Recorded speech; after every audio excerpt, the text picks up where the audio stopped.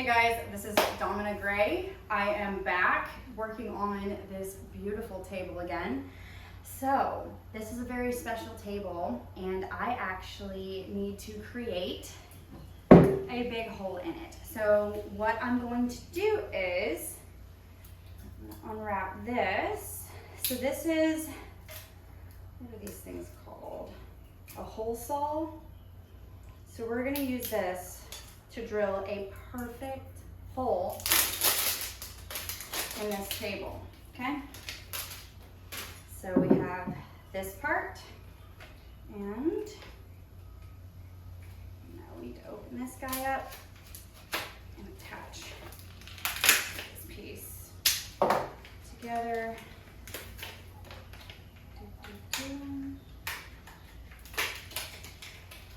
So now we have this piece, you lock it, and first you gotta screw it. So you pull this piece out, screw it in, and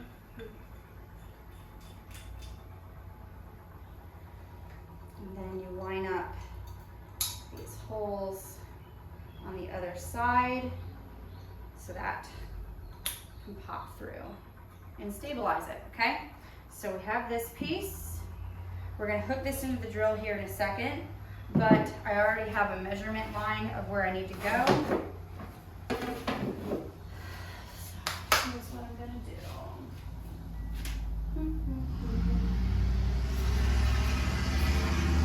I need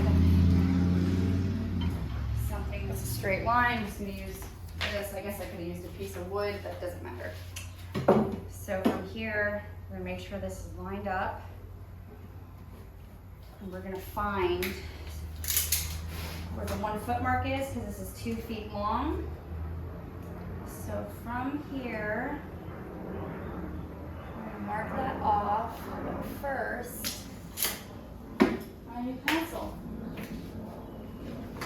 So, 2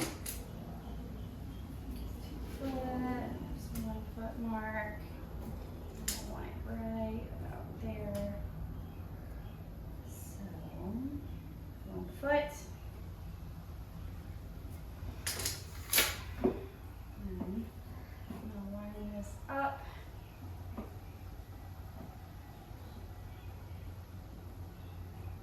With that marker, a straight line. And here, I'm not sure if you can see this, but there's an X, so I know that's dead center. And we're going to screw this in. Got to pre-drill first, so I can get this guy to fit a little bit easier. So use a smaller little bit. Oh, I forgot about my blood blister. That did not feel good. I'm going to drill straight down.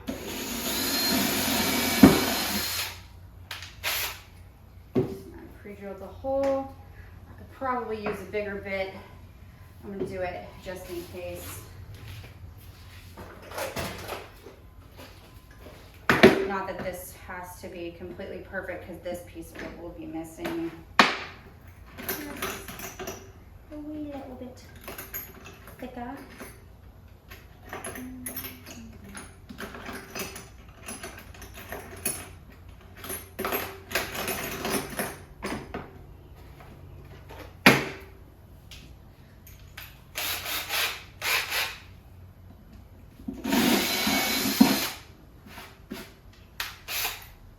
Part I dinked won't matter, because that wood's going to be out of here anyway. So that close this so I don't accidentally cut myself. Safety first. No one can do that. So one of the tricks with these, okay, so one part I should not have done. I'm going to undo this first and then hook this up so I'm not struggling.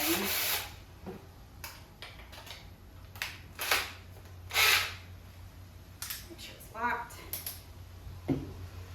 Now we can put this guy on. Boop, boop, boop, twist him into place. So when you're using these types of saws, I'm cutting through plywood here, okay? I want to make sure that's locked in. I'm going to line it up. Lock that piece back in. Come on, little guy, you can do it. There we go. Now she's locked into place. So you want to start out, so we have it going clockwise. You want to start out in counterclockwise so that you're not damaging the integrity of the wood here. So we're gonna take this guy and we're actually gonna start out in reverse, okay? So that loosened this up when I did that. So I need to tighten this back up. Boom, so now it's nice and tight. Put it in reverse. Gotta line this up. We're gonna start to drill forward, and now we're gonna take it back.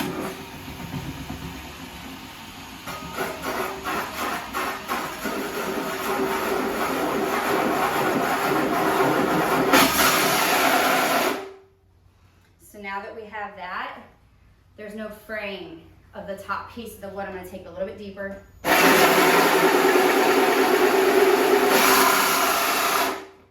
And then from here, we're gonna take it in the other direction. And yes, this will smoke, okay, because it is getting hot. Now we're gonna take it the other way. And it does create a lot of torque. So I'm gonna reset how I am just a little bit. And you wanna take it out a tiny bit. Come on, little guy. There we go. Because you gotta get a good spin on it. This is why these can be tricky. Hold on. There we go. Reset it. Start to spin.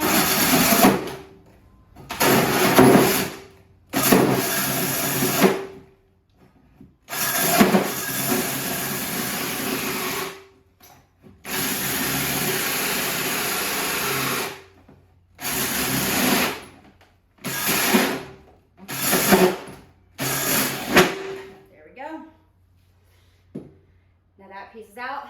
This is going to be extremely hot, so I'm not going to touch it yet. So I'm just going to set this on its side, and we can take this piece of wood out later, and you can see the stain. That's the color that the top of this is going to be.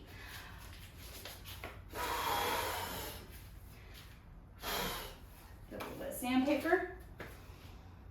Here we go. I got a little sanding block. Sand that down. Beautiful.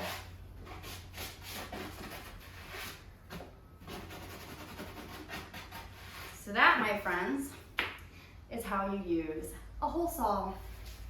Super easy, beautifully clean cut circle. So, love it. So I'm gonna go through the next steps on how to get this guy ready for the glaze that we're gonna put on top of it.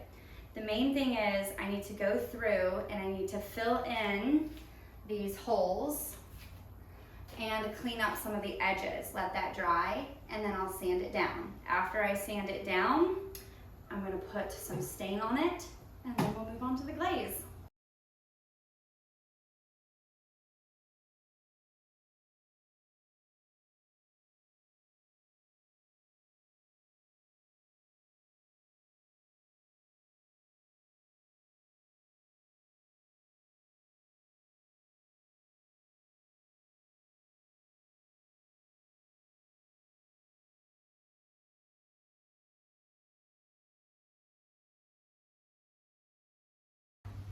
I have all the wood filler in. It says it has to dry anywhere from 2 to 6 hours because these are little fill-ins, and it could, let's see, allowed to dry approximately 2 to 6 hours for shallow fillings, 36 hours for deeper fills. These are all shallow. Sand with medium sandpaper, and then finishing maybe painted with latex-based paint after sanding after 12 hours if using oil-based paint. So with this, I'm gonna have to wait 12 hours. So that means this is not gonna be finished today. So that kind of sucks, but it's gonna look beautiful when I'm done. So I think I'm gonna stop here with this, and I have some other wood in my truck because I'm also gonna be building a stock. So I will come back to this and let you guys see the process. But for right now, I'm gonna go start working on another project.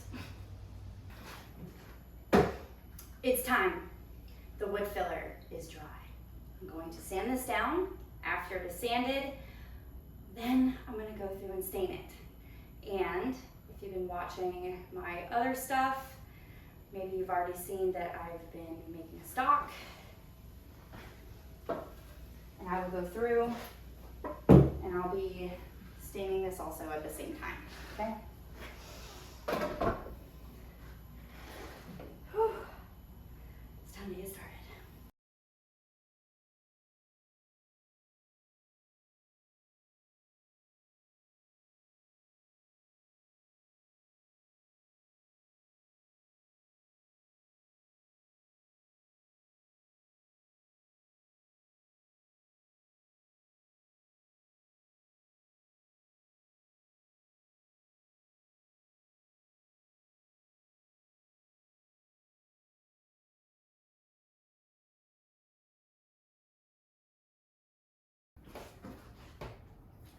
Ran into a slight problem. For some reason, I cannot get the pins out of this. I've only was able to get 2 of them out. So for right now, I'm just gonna leave all the pins in instead of removing the legs. I'm gonna finish painting the bottom side of this, and I'm gonna flip her over and do the rest.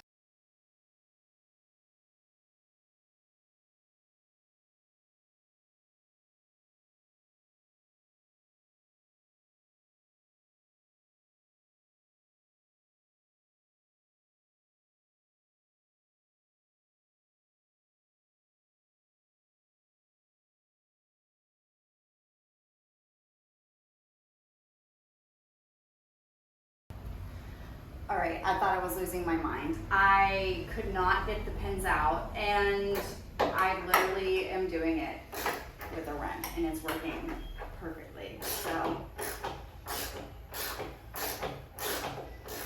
just literally have to undo this.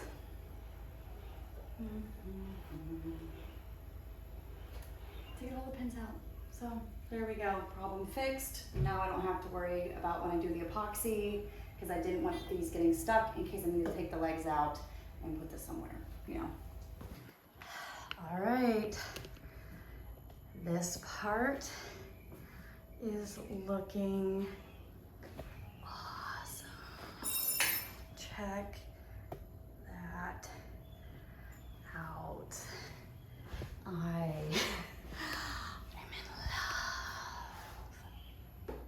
Okay guys, so I decided against doing the epoxy pour because I did not want the extremely high gloss on this table.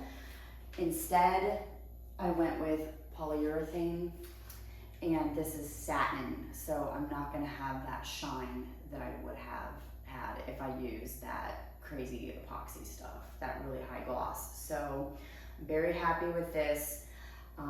I was gonna make a video of me doing this process, and I forgot. If you can't tell, I'm obviously not feeling well. My voice sounds terrible right now, but I did want to show you guys the end-to-end result and how this looks. I did run into a problem though, and I want to point this out in case this ever happens to you. I had sawdust on the floor, and when I was sitting on the floor after I put a coat of this stuff on, I stood up, my fan was on, and it blew all of the sawdust on top of this table. So I had to wait for it to dry, sand it, and then repaint over top of it with this again. So if that ever happens to you, that's something you can do. But if you know how to use a roller and a paintbrush, using polyurethane is very easy. Just don't overcoat it and let it dry for the amount of time it says to on the can, and then put another coat on. So this has 3 coats on it, and I'm very happy with how it looks. So I'm very excited to use this table. Well, thank you guys for watching. I hope you enjoyed, and just don't forget to, you know, like, subscribe, maybe check out my OnlyFans if you feel like it. So yeah.